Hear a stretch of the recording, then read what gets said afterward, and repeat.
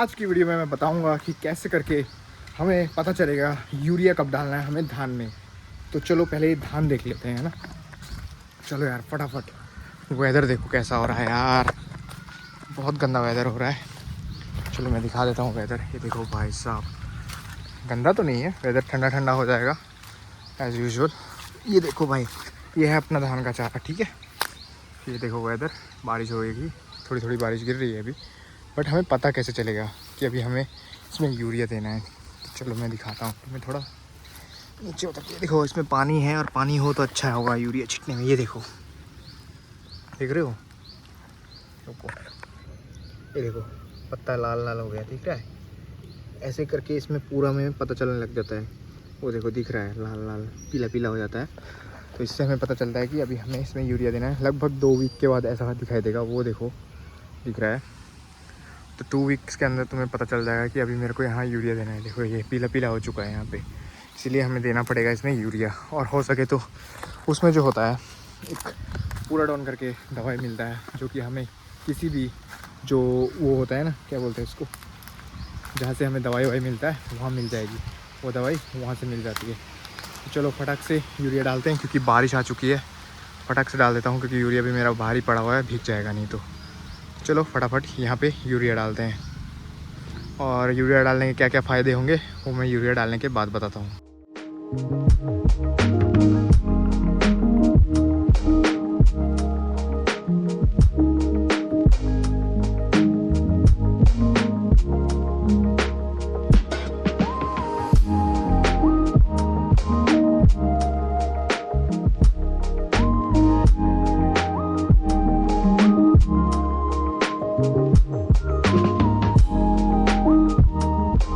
Finally ये देखो urea से क्या हाल हो गया हाथ का। यूरिया हो गया हाथ, और आपने यूरिया का बस्ता। फाइनली अपन ने यूरिया जो है डाल दिया है। तो अब बात करेंगे अपन कि यूरिया डालने के फ़ायदे क्या होते हैं। पहली बात तो ये जो पीलापन आया है इसमें वो ख़त्म हो जाएगा। और अभी बारिश हो रही है, बहुत तेज़ बारिश हो रही है, मतलब शुरू होने वाली है हमारे इधर। तो वो देखो हवा चल रही है बहुत तेज़, दिख रही है ना। वो देखो हवा भी, ये आवाज़ भी आ रही होगी, देखो कैसे हिल रहे पेड़, ये देखो। तो बारिश आने वाली है अभी, और अपन हल भी मारेंगे कल। और आज तो यूरिया देंगे। पूरा डाउन में नहीं ला पाया दुकान जाके, क्योंकि वो दुकान थोड़ी दूर है, बहुत दूर है, तो इसलिए मैं पूरा डाउन नहीं खरीद के ला पाया। But the thing is that कि इसके फ़ायदे क्या क्या होने वाले हैं। पहले जो ये पीला हो रहा है तो वो ठीक होने लग जाएगा, क्योंकि नाइट्रोजन की कमी से जो भी दिक्कत हो रही थी वो अभी दिक्कत नहीं रहेगी। बाकी अपन इसमें हो सकेगा तो इंसेक्टिसाइड भी नहीं, पूरा डाउन जो होता है वो इंसेक्टिसाइड का काम करता है, तो वो भी डाल देंगे अगर ये पीलापन ख़त्म नहीं हुआ तो। नेक्स्ट जो है इसका ग्रोथ जो है वो डबल हो जाएगा। यानी कि ग्रोथ जो होता है ना वो 1 नंबर ग्रोथ करेगी भाई ये, तो मज़ा आ जाएगा, जल्दी जल्दी बढ़ेगी। 2 वीक्स में देखो ये ऐसा हो जाता है। और जो फर्स्ट दिन डाला था तो वहाँ तो यहाँ कुछ भी नहीं था, बट विद इन 2 वीक्स ये देखो। बट पेड़ यहाँ सामने रहने का डिसएडवांटेज है कि पत्ते बहुत गिरते हैं इसमें, जिसकी वजह से जो धान का बिचन है वो, यानी कि धान का जो चारा होता है वो ख़राब होता है। बस ज़्यादा यूरिया डालने का एक ही डिसएडवांटेज हो सकता है, वो है अगर तुम बहुत ज़्यादा डाल दोगे। ये इतने से एरिया में हम लोग को लगभग 2 से 3-4 किलो डालना पड़ता है, ज़्यादा नहीं, उससे ज़्यादा नहीं डालना है। 3-4 किलो डाल दो, 4 किलो इनफ है। अगर उससे ज़्यादा डालोगे तो क्या होगा कि जैसे किसी ने 6-7 किलो डाल दिया तो क्या होगा कि ग्रो तो जल्दी करवाएगा, जल्दी ग्रो कर लेगा। बट उसमें दिक्कत होने वाली ये है कि जब इसको उठाने का टाइम आता है ना, धान तो हम लोग चारा को उठाते हैं फिर दूसरी जगह काटते हैं ना, तो वैसे ही इसमें क्या दिक्कत आएगी, फिर वो जो पेड़ है ना उसकी जड़ें ज़्यादा फैल जाएंगी, जिसकी वजह से वो उखड़ेगा नहीं, वो टूटने लग जाएगा। तो अपना जो चारा है वो वेस्ट होगा उसी खेत में, यहाँ पे ही वेस्ट होने लग जाएगा। वही डिसएडवांटेज होता है ज़्यादा यूरिया देने का, जो कि मैंने देखा है लास्ट 2 ईयर्स में। एज ए एक्सपीरियंस के हिसाब से ही बोल रहा हूँ, बाकी मुझे नहीं पता दूसरी जगह कैसा होता है नहीं होता है। बट यहाँ पे तो मेरे यहाँ खेत में तो ऐसे ही होता है भाई, मैं जैसे फार्मिंग करता हूँ उसमें। तो ये हुई बेसिक नॉलेज। तो इसीलिए मीडियम टाइप डालो, जैसे 3-4 बीघा का बिचन है तो उसमें 4-5 किलो ही डालो, ज़्यादा यूरिया मत डालो। और अगर पूरा ज़्यादा ही डाल दोगे तब तो भाई पता ही है, यूरिया जला देता है कहीं भी रहता है चीज़ को, या फिर उसको सड़ा देता है, तो सड़ जाएगा वो चीज़। अगर ज़रूरत से बहुत ज़्यादा डाल दोगे तो वो दिक्कत करेगा ही, वो सबको ही पता है। बाकी लाइटनिंग हो रही है बहुत तेज़, अभी चमका है बादल इधर, ये देखो बैकग्राउंड नॉइस, ऐसे कड़क रहा है ना, एकदम ज़ोरदार कड़क रहा है भाई। बारिश अभी भी थोड़ी थोड़ी हो रही है। मैं पेड़ के नीचे खड़ा हूँ, ये देखो, इसलिए मेरे ऊपर नहीं लग रहा है। तो ये कुछ होता है कि भाई हमें ये, एक तो भाई जब ये सब पीला पीला होने लग जाता है थोड़ा, वो देखो पीलापन दिख रहा है ना, यहाँ हरा है बट वहाँ पीला है, तो हमें ध्यान देना है कि भाई अपने को इसमें यूरिया दे देना है समय से। ये देखो पीला है यहाँ पे। और अगर हम लोग समय के साथ इसका ट्रीटमेंट नहीं करेंगे तो भी अपना जो चारा है वो ख़राब हो जाएगा। ये कुछ होता है। बाकी लाइटनिंग वाइटनिंग हो रही है भाई बहुत तेज़, और अपने फ़ोन में चार्ज भी नहीं है एट दी एंड। और ये कुछ डिसएडवांटेज और एडवांटेजेस होती हैं, यूरिया तो देना ही पड़ेगा।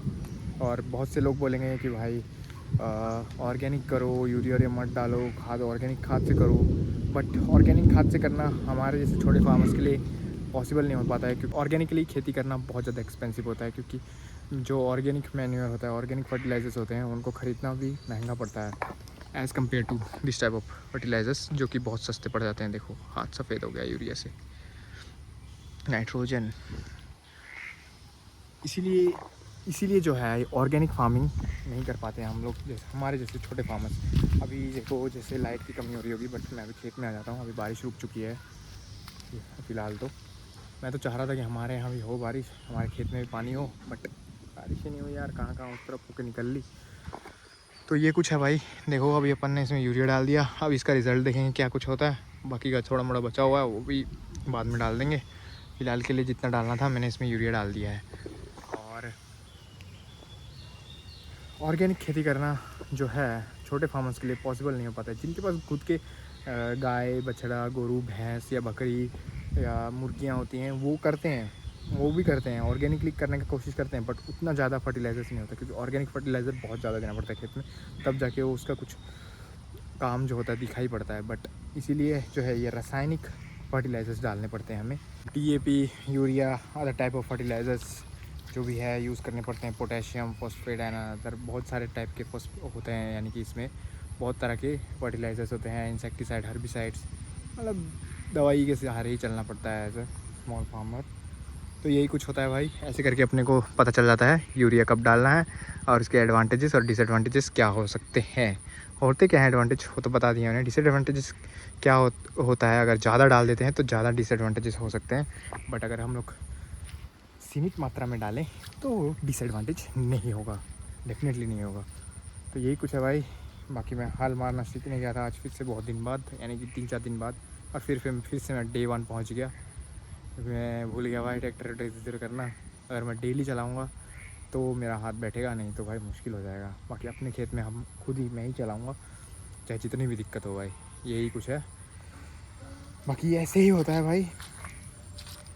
अपने खेत में समय के साथ देखो, 2 वीक्स के अंदर अंदर देखो जाके कि मेरा धान का चारा में क्या हो रहा है, नहीं हो रहा है, मुझे क्या डालना चाहिए, नहीं डालना चाहिए। 2 वीक्स के अंदर अगर पीला पड़ रहा है तो उसमें पूरा डाउन और यूरिया मिक्स करके डाल दो, सॉल्यूशन पक्का है भाई, ठीक हो जाएगा वो।